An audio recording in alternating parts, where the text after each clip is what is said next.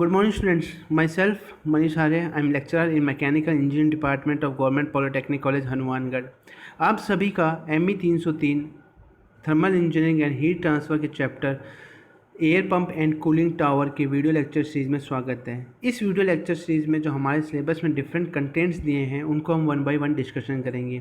तो ये जो डिफरेंट कंटेंट्स है वो क्या क्या है? इंट्रोडक्शन ऑफ एयर पंप और कूलिंग टावर। उसके बाद हम देखेंगे टाइप्स ऑफ एयर पंप के कितने प्रकार होते हैं। जो हमारे सिलेबस में है वो है wet air pump and dry air pump. तो इस वेट एयर पंप और ड्राई एयर पंप को हम one by one complete discussion करेंगे। उसके बाद हमारे सिलेबस में कूलिंग टावर है। कूलिंग टावर की थ्योरी को समझेंगे, कूलिंग टावर के टाइप्स के क्या क्या होते हैं और उन सभी टाइप्स को वन बाय वन डिस्कशन करेंगे। तो आइए हम देखते हैं एयर पंप क्या होता है। The condensate means condensed steam form together with the air and non condensable gases. जैसा कि आप सभी को पता है कि कंडेंसर के अंदर जब स्टीम कंडेंस्ड होती है तो वो कंडेंस स्टीम के साथ साथ कुछ एयर और दूसरी नॉन कंडेंसेबल गैसेज भी फॉर्म हो जाती है। The primary function of an air pump is to maintain vacuum in the condenser. जो आप एयर पंप का जो प्राइमरी फंक्शन होता है वो कंडेंसर के अंदर जो वैक्यूम है उसको मेंटेन करने का होता है। अब ये वैक्यूम कैसे मेंटेन किया जाएगा? By removing air from the condenser. जैसा कि मैंने आपको बताया है कि जब स्टीम कंडेंस्ड होती है तो उसके साथ एयर और दूसरी नॉन कंडेंसेबल गैसेस भी फॉर्म हो जाती हैं। अब उन एयर और नॉन कंडेंसेबल गैसेस को रिमूव करने का जो कार्य है वो कौन करता है? एयर पंप करता है। और उस एयर पंप को से जब एयर आपकी रिमूव होती है तो आपके कंडेंसर के अंदर वैक्यूम क्रिएट हो जाता है। अब ये जो वैक्यूम क्रिएट होता है ये कितना हो सकता है? As nearly as possible equal to the corresponding to the exhaust steam temperature.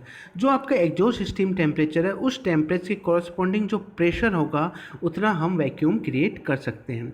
दूसरा जो कॉमन और एसेंशियल फंक्शन है जो कॉमन है बट एसेंशियल नहीं है वो फंक्शन कौन सा एयर पंप का? Remove condensate steam. जो कंडेंस स्टीम है उसको रिमूव करने का कार्य भी एयर पंप करता है। अब हमारे जो सिलेबस में है वो दो टाइप के एयर पंप है, एक है ड्राई एयर पंप और दूसरा है वेट एयर पंप। ठीक है। An air pump which remove both air and condensate is called a wet air pump.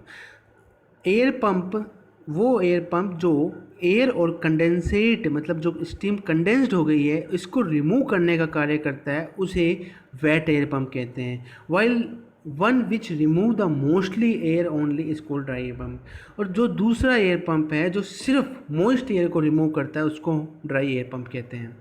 तो हमारे सिलेबस में दो एयर पंप हो गए, एक तो ड्राई और एक वेट। इन दोनों डेफिनेशन को अच्छी तरह समझें। ड्राई एयर पंप कौन सा होता है? जो कि सिर्फ मॉइस्ट एयर को रिमूव करता है। और जो वेट एयर पंप होता है वो एयर प्लस कंडेंसेट मतलब जो स्टीम कंडेंस्ड हो गई उन दोनों को रिमूव करता है, उसको वेट एयर पंप कहते हैं। अब हम देखते हैं कि एयर पंप के टाइप्स क्या क्या हैं। एयर पंप के टाइप्स है जो कि मेनली तो ड्राई और वेट एयर पंप है और उसके सब टाइप कौन से हैं? पहला है रेसिप्रोकेटिंग पिस्टन। रेसिप्रोकेटिंग पिस्टन का जो दूसरा नाम है वो है बकेट वेट एयर पंप या फिर एडवर्ड एयर पंप। देखिए, एडवर्ड एयर पंप बोल दीजिए या बकेट वेट एयर पंप बोल दीजिए या रेसिप्रोकेटिंग पिस्टन बोल दीजिए। ये वेट एयर पंप का एक टाइप है। दूसरा टाइप क्या है? Rotary pump which are generally dry pump. Rotary pump जो कि जनरली ड्राई पंप होते हैं। तीसरा है स्टीम जेट एयर पंप जिसे इजेक्टर्स भी कहा जाता है, which are generally dry pumps. Steam jet air pump जो कि मेनली जनरली ड्राई पंप्स होते हैं। और लास्ट है वाटर जेट पंप जो कि वेट पंप्स होते हैं।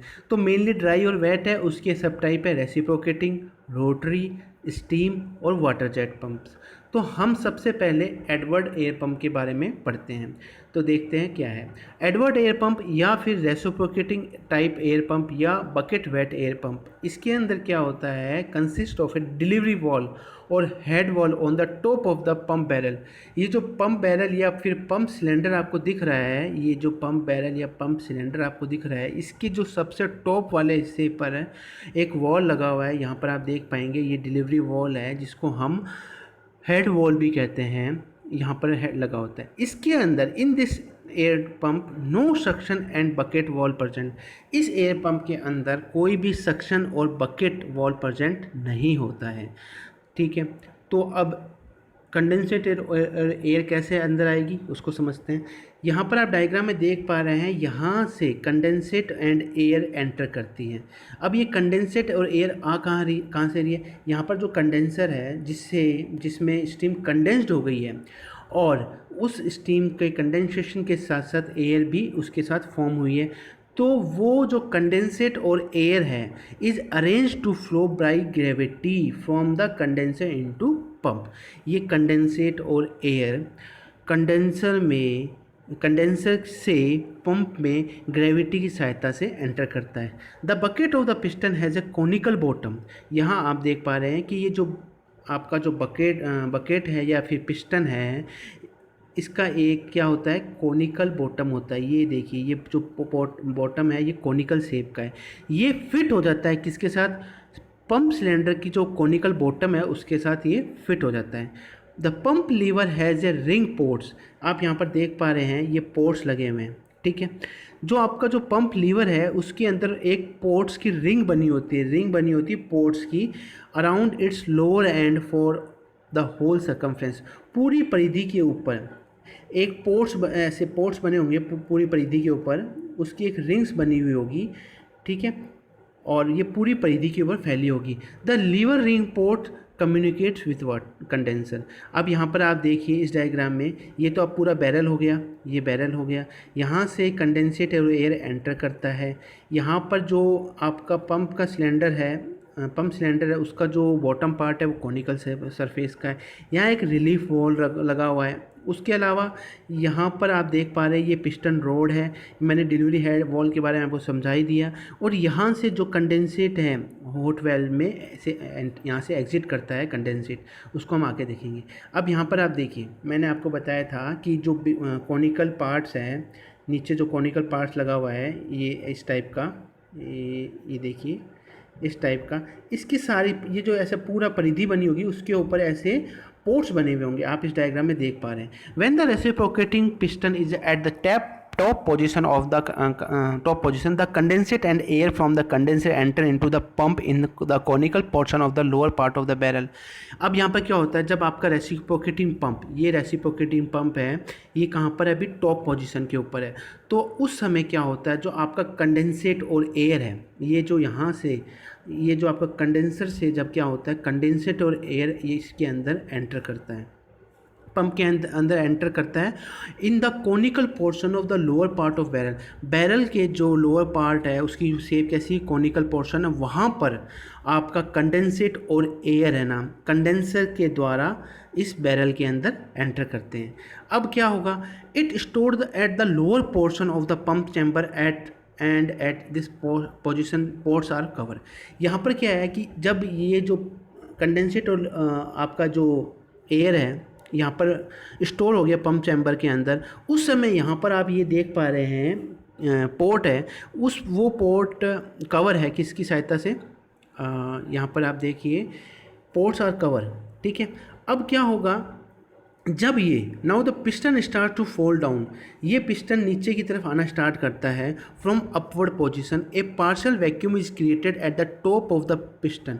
यहाँ पर ये टॉप ऑफ द पिस्टन है, यहाँ पर क्या होता है, पार्शियल वैक्यूम क्रिएट हो जाता है जब ये ऊपर से नीचे की तरफ आना स्टार्ट होता है, due to head discharge valve close and seal with water. ये जो हेड डिस्चार्ज वॉल है, यहाँ पर जो मैंने आपको पिछले वाले डायग्राम में बताया था, ये जो हेड डिस्चार्ज वॉल लगा हुआ है, यहाँ पर डिलीवरी वॉल के ऊपर हेड डिस्चार्ज वॉल लगा होता है, ये क्या क्लोज होता है, जब ये नीचे आता है तो ये क्लोज होता है। और क्लोज होने की वजह से क्या होता है कि इसके ऊपर वाले हिस्से में यहाँ पर पार्शियल वैक्यूम क्रिएट हो जाता है। वापिस समझिए, piston starts to fall down from upward position and a partial vacuum is created at the top position due to head discharge wall is closed and sealed with water।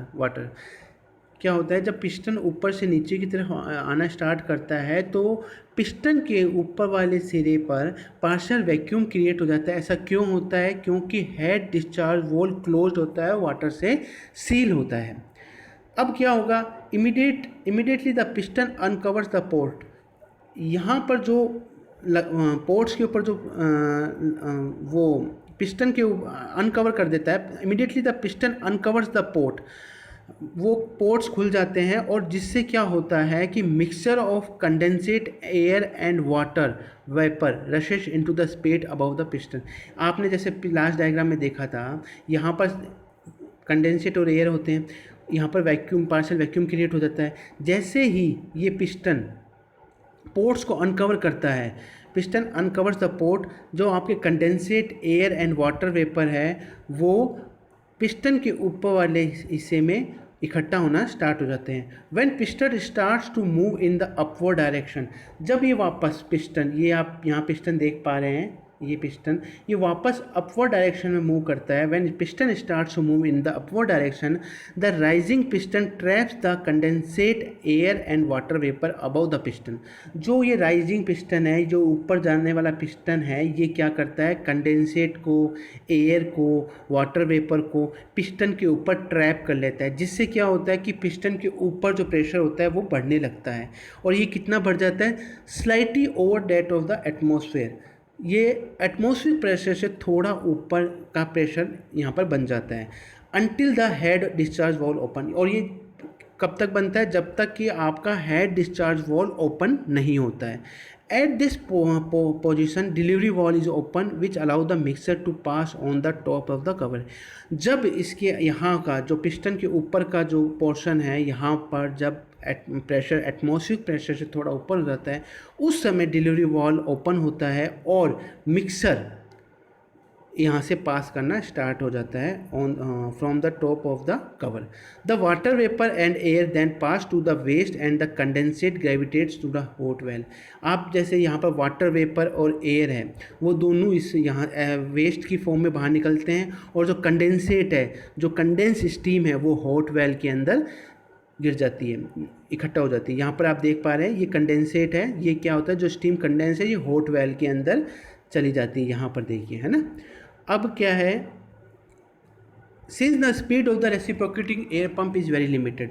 अब क्या है कि ये रेसिप्रोकेटिंग पंप है, इसकी speed limited होती है, क्योंकि इसमें आपको पता है एक बार पंप नीचे जाएगा फिर ऊपर जाएगा, तो इसकी जो स्पीड है वो लिमिटेड होती है। दे बिकम वेरी बल्कि फॉर हायर वैक्यूम और लार्ज पावर। जब हमें हायर वैक्यूम क्रिएट करना है या लार्ज पावर क्रिएट करनी है, तो उसके लिए ये रेसिप्रोकेटिंग एयर पंप बल्कि बन जाते हैं। For this reason rotary dry air pump and steam jet air pump are widely use. इस कमी के कारण दूसरे जो एयर पंप है, जैसे रोटरी ड्राई एयर पंप है या स्टीम जेट एयर पंप है, उनका यूज किया जाता है। अब देखिए रोटरी पंप क्या होता है, आप समझिए रोटरी पंप को। Rotary pump is a dry air pump है और हैंडल्स ओनली एयर। जैसा कि मैंने आपको पहले भी डेफिनेशन बताया था, हम वापस एक बार देख लेते हैं। यहाँ पर देखिए ये दो था, एक तो वेट एयर पंप था और एक ड्राई एयर पंप था। वेट एयर पंप क्या करता है, जो कि एयर और कंडेंसेट दोनों को रिमूव करता है, जिसका एग्जांपल हम देख चुके हैं, एडवर्ड एयर पंप, जो रेसिप्रोकेटिंग पिस्टन, जिसको हमने डिस्कशन कर लिया है। जो दूसरा एयर पंप है वो कौन सा है, ड्राई एयर पंप। उसका क्या काम है, उसका काम है वो सिर्फ एयर को रिमूव करता है, तो हम उसी को डिस्कशन कर रहे हैं। देखिए यहाँ पर dry air pump, rotary pump है वो ड्राई एयर पंप का एक टाइप है जो सिर्फ एयर को हैंडल करता है। Although it is charge with water for the purpose of operation. हालांकि इसको वाटर से थोड़ा चार्ज किया जाता है, जो जब ऑपरेशन कर रहे होते हैं, इसलिए जब रोटरी एयर पंप चलता है तो थोड़ा बहुत वाटर भी चार्ज किया जाता है। The water and air is discharge through a diverging cone which raises its pressure slightly at greater than atmospheric pressure. क्या होता है, जब आपका जो वाटर और एयर है उसको हम एक डाइवर्जिंग कोन से पास करवाते हैं, जिससे क्या होता है आपको पता है, डाइवर्जिंग कोन से पास करवाएंगे तो आपकी वेलोसिटी तो कम हो जाती है और प्रेशर बढ़ जाता है, और वो प्रेशर कितना ज़्यादा बढ़ जाएगा, greater than atmospheric pressure. The water and air then pass to a slightly elevated tank. इस वाटर और एयर को एलिवेटेड टैंक से पास कराया जाता है, जहाँ पर वाटर कूल करके वापस पंप को रिटर्न कर दिया जाता है।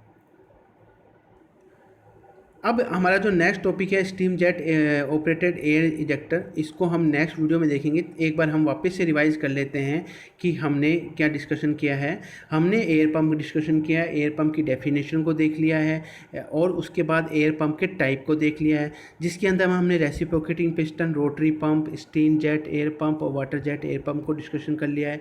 जो सबसे इंपॉर्टेंट चीज़ है वो है Edward air pump. Edward air pump किस प्रकार का एयर पंप है? ये एक रेसिप्रोकेटिंग एयर पंप है और इसको हम बकेट वेट एयर पंप भी बोलते हैं। इसके अंदर क्या होता है, एक डिलीवरी वॉल लगा होता है, यहाँ पर एक डिलीवरी वॉल लगा होता है जिसको हम हेड वॉल भी बोलते हैं, जो कि पंप के सिलेंडर या बैरल के ऊपर लगा होता है। इसके अंदर कोई भी सक्शन बकेट वॉल प्रेजेंट नहीं होता है। अब सक्शन बकेट या वॉल नहीं है तो ये कैसे आएगा? आपका जो कंडेंसेट और एयर ये आता है, कंडेंसर से आता है by the gravity. Condensate and air is arrange to flow by gravity from condenser into the pump.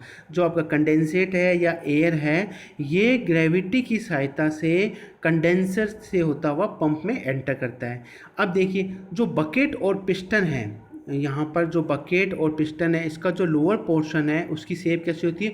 Conical bottom होती है, जो कि क्या होता है, फिट हो जाता है पंप सिलेंडर की। पंप सिलेंडर की जो बॉटम पार्ट है वो भी कोनिकल बॉटम है और आपका पिस्टन है उसका शेप भी कोनिकल बॉटम है, तो दोनों आपस में फिक्स हो जाते हैं। और जो ये आपका जो लीवर है या पंप लीवर जिसको आप बोलते हैं, जो इसमें क्या होता है कि रिंग्स, पोर्ट्स की रिंग बनी होती है, पूरी परिधि के ऊपर पोर्ट्स होते हैं जिससे कि कंडेंसेट एंटर करता है।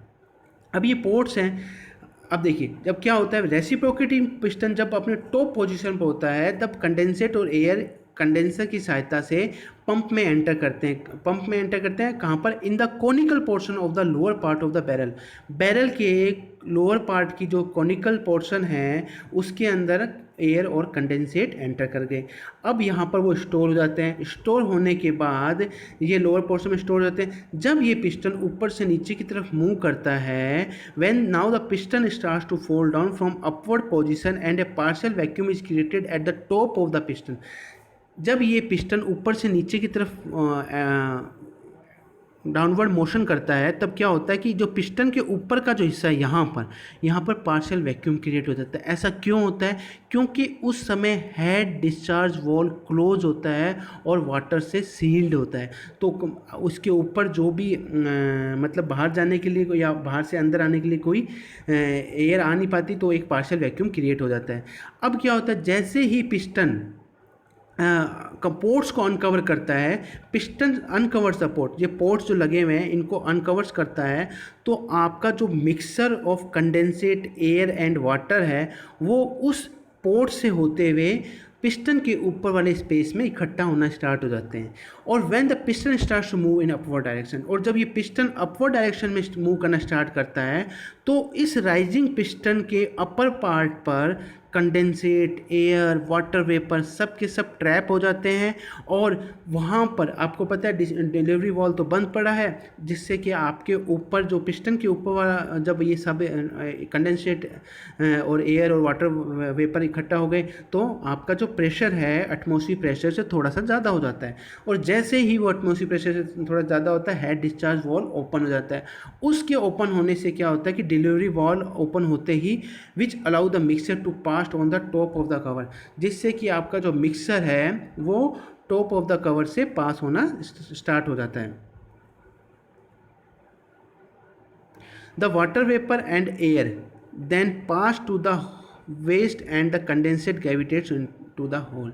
जो आपका एयर है और वाटर वेपर है वो एज ए वेस्ट निकल जाता है और जो कंडेंसेट है वो वापस हॉट वेल में आ जाता है। यहाँ पर एक चीज़ ध्यान रखने वाली है कि रिलीफ वॉल लगा होता है, वो कहाँ लगा होता है? यहाँ पर देखिए, ये रिलीफ वॉल लगा हुआ है यहाँ पर। इस रिलीफ वॉल का क्या काम है? Relief valve is placed in the base of the cylinder to release the pressure. Extra pressure कुछ बन गया तो उसको रिलीज़ करने के लिए एक रिलीफ वॉल लगा होता है, कहाँ पर? बेस ऑफ द सिलेंडर पर।